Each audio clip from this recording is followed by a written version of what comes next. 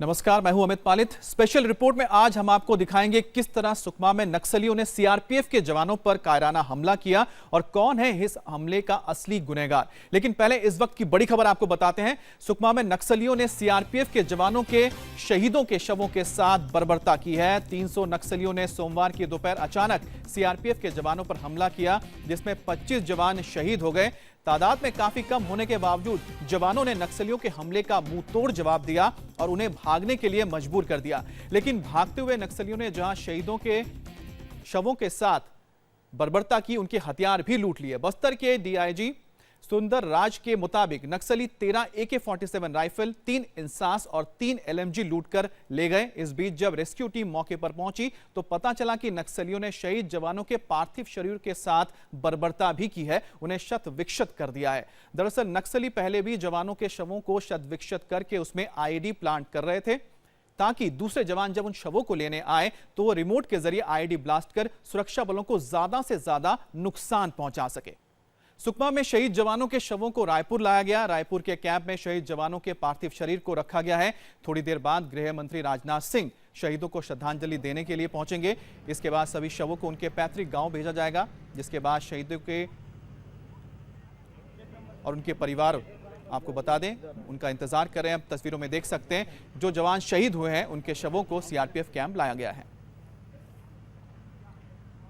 छत्तीसगढ़ के सुकमा में नक्सली हमले में शहीद 25 जवानों का गुनहगार हिडिंबा ग्रुप आखिर कौन है?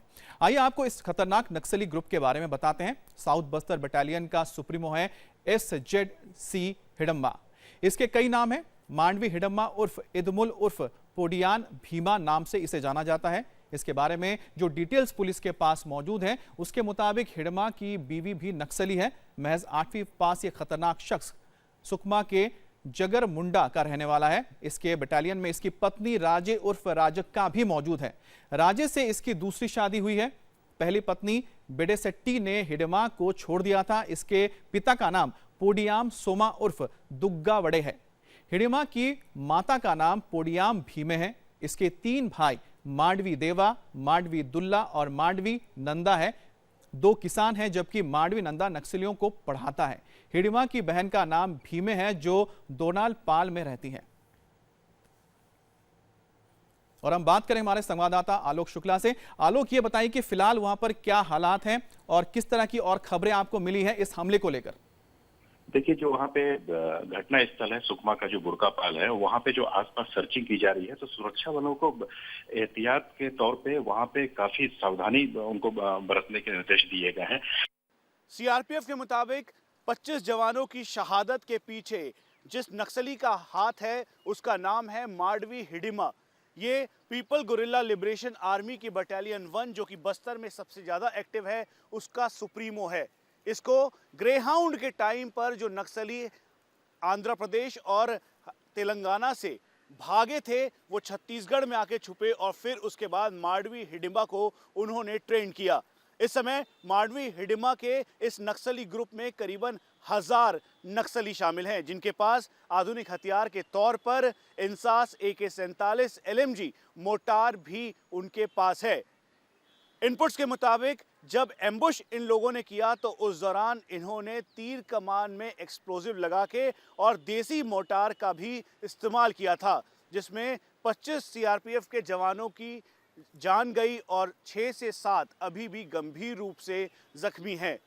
अब मांडवी हिडिंबा के लिए शुरू होने वाला है सीआरपीएफ का अभी तक का सबसे बड़ा ऑपरेशन। चारों तरफ से घेराबंदी करके जगरगुंडा से लेकर चिंता गुफा तक के इस रास्ते पर अब कॉम्बिंग ऑपरेशन जारी है। कैमरा पर्सन प्रवीण के साथ मनीष प्रसाद, इंडिया टीवी, दिल्ली। सुकमा नक्सली हमले में एक और बड़ा खुलासा हुआ है। खुफिया एजेंसियों को इस हमले की कोई जानकारी नहीं थी, जबकि इससे पहले 11 मार्च को सुकमा में ही नक्सलियों ने सीआरपीएफ के जवानों पर हमला किया था और इस बार 300 नक्सलियों ने सीआरपीएफ के जवानों पर हमला किया। इसके बावजूद खुफिया तंत्र नक्सलियों की जानकारी जुटाने में नाकाम साबित हुआ है, जबकि छत्तीसगढ़ के मुख्यमंत्री रमन सिंह का दावा है कि नक्सलियों के खिलाफ आखिरी लड़ाई हो रही है।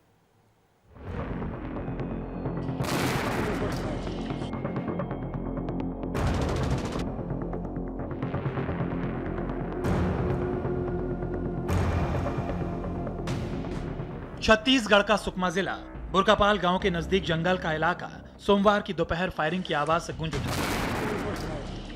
नक्सलियों ने एक रोड कंस्ट्रक्शन साइट पर सीआरपीएफ जवानों पर अचानक बड़ा हमला कर दिया।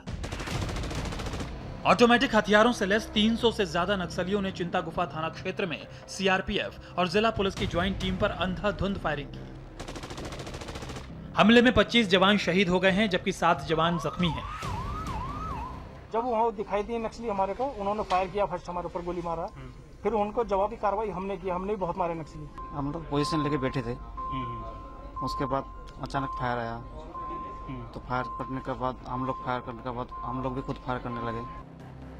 नक्सलियों ने पूरी प्लानिंग के साथ सीआरपीएफ के जवानों पर हमले की साजिश को अंजाम दिया। हमले के वक्त सीआरपीएफ के जवान खाना खा रहे थे। नक्सलियों ने पहले गांव वालों को लोकेशन चेक करने के लिए भेजा। नक्सलियों के पास आधुनिक हथियार और मोर्टार भी थे। अलग अलग टुकड़ियों में अंधाधुंध फायरिंग शुरू कर दी। लगातार 500 राउंड फायरिंग की गई।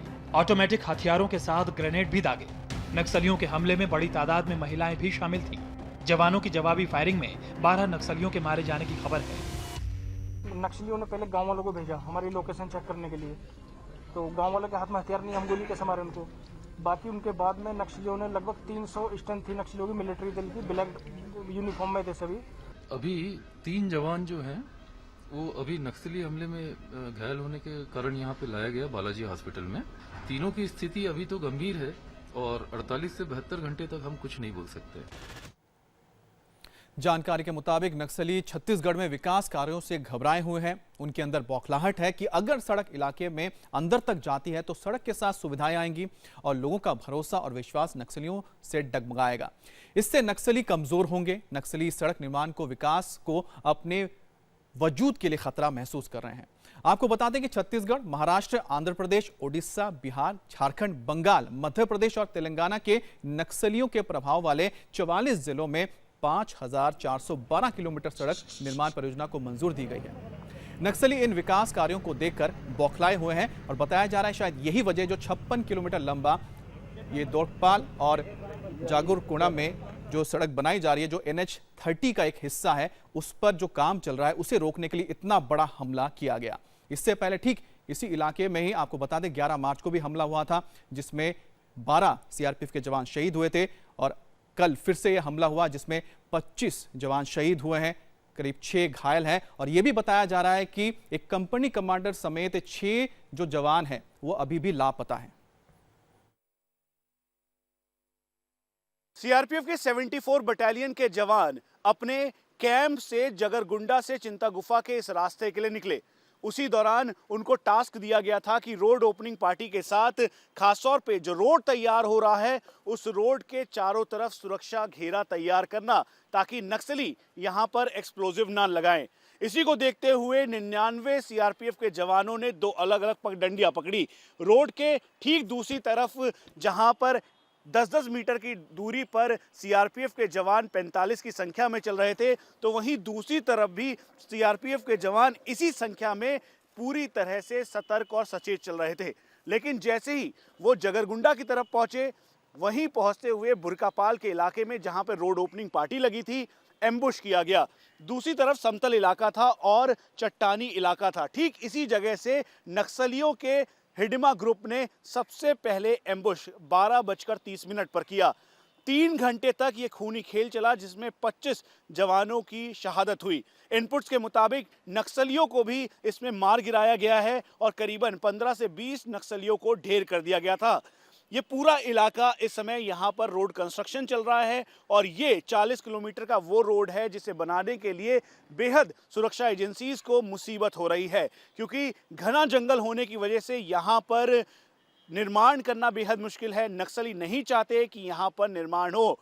इसीलिए प्रधानमंत्री नरेंद्र मोदी ने भी बिल्कुल साफ कर दिया है कि इन 25 जवानों की शहादत जाया नहीं जाएगी। इसीलिए अब सीआरपीएफ के मुताबिक एक बड़ा कॉम्बिंग ऑपरेशन लॉन्च किया जाएगा